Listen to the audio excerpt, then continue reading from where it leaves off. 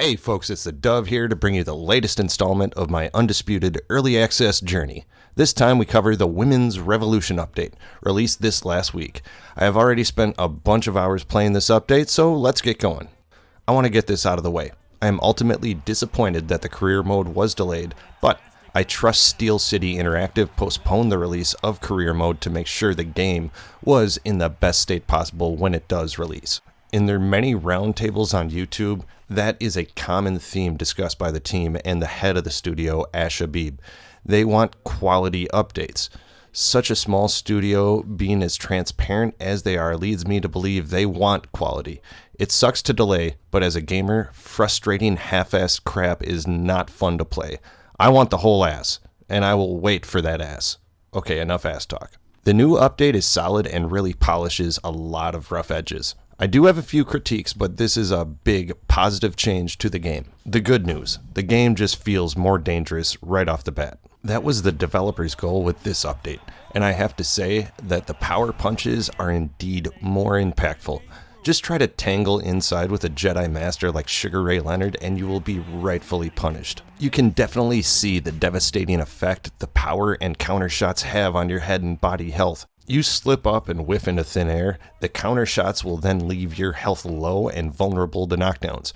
If you just step into Wilder's haymakers, then you will see the same shrinking of your health bars. Oh, and don't walk into Rocky Marciano's right hand.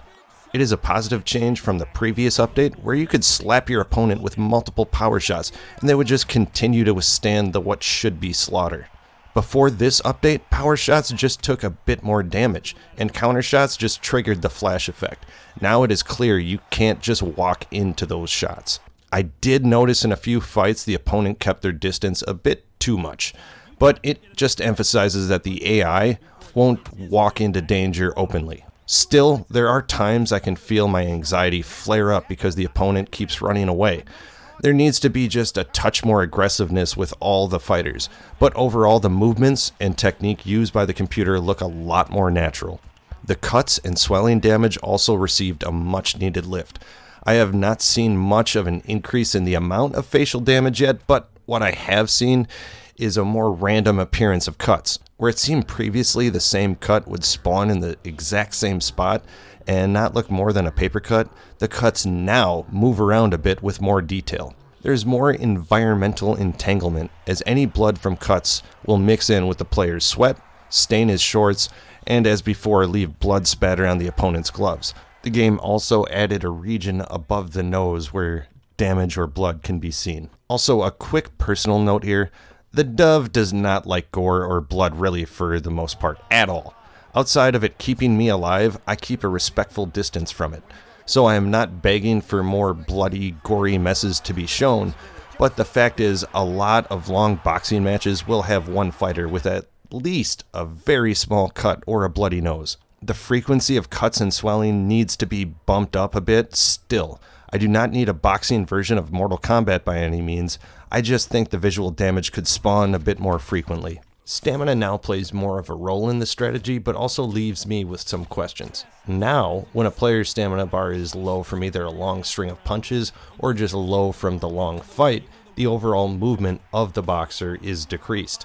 It feels more real to life. Not many boxers can continuously throw a bunch of full power punches.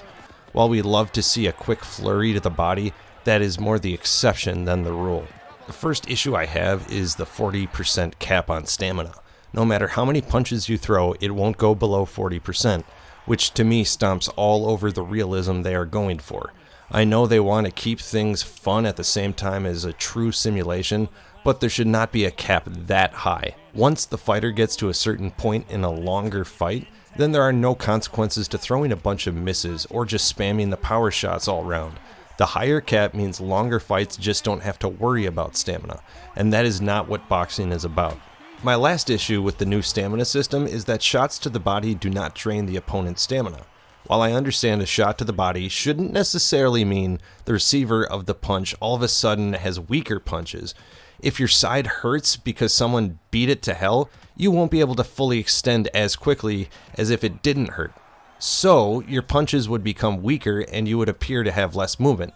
So I think they need to make those systems intertwine in some capacity once again. The overall improvement makes things one step closer to realism, but that cap is just too high for me to ignore. RPGs are becoming a lot more popular these days. With that boom in popularity, all types of games are taking ideas from RPGs and putting them where you wouldn't think they fit, like sports games. But let me tell you, they work. I do bash NBA 2K and Madden a lot, but their badge and perk systems make players feel more unique. Undisputed has seen the many sports games utilize perks and badges, and they have a version of their own, and this update puts them front and center. You can notice that the actual badges are shown during the fight now, and are even highlighted when they are in effect. As it previously felt like it was just a lot of window dressing, this update at least demonstrates that those perks do come into play. Each update, they seem to get a better grip on these badges. A few updates ago, they introduced it all together. Then the next one, they added different tiers to those badges.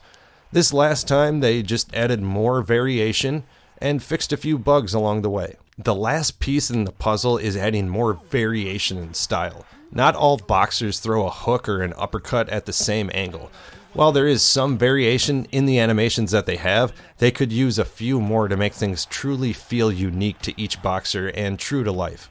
I haven't forgotten about the added boxers, nor do I want to belittle their addition to the roster. The entire roster needs a massive influx of boxers of all sexes.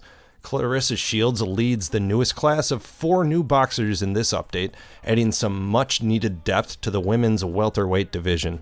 Mickey Ward's gym was also added to the list of venues. Not the garden that we were all hoping for, but a nice addition for the smaller, more intimate fights. So yeah, I would love to be talking about all the cool features of career mode right now, but Steel City Interactive decided it wasn't ready for early access. After watching hours of their roundtables and interviews, reading articles on the game and the developers, and playing the game for over 350 hours so far, I can tell you one thing, that this game is getting better and better from where it started. I think we all would love to be playing career mode over the holidays, but this is the cross us early access members must bear. But seriously, if you are early access, you paid half price or less for a game that is likely coming out before GTA 6. There is a lot to the career and franchise modes that make those modes good. And to be honest, my favorite boxing titles never got those modes quite right. They were a lot of fun, and I spent so many hours playing those modes, but they were pretty cut and dry and just simple. If Steel City Interactive can bring the modern twist to career modes that adds more than just standings and crappy minigames, there is a chance this could be really great. But I am a career mode fiend, so take that with a grain of salt. This was a much needed update. The AI needed a boost, and man did they get it. While it isn't perfect in all categories, they are very close and I think on the right track to making the best boxing game of all time. So if you haven't already, check out Steam for the early access version of Undisputed. Folks, if you enjoyed this, don't forget to hit the like button and subscribe if you'd like more content like this. For even more content, go to twohatsandabeard.com or check out our YouTube page. Until next time, this is the Dove.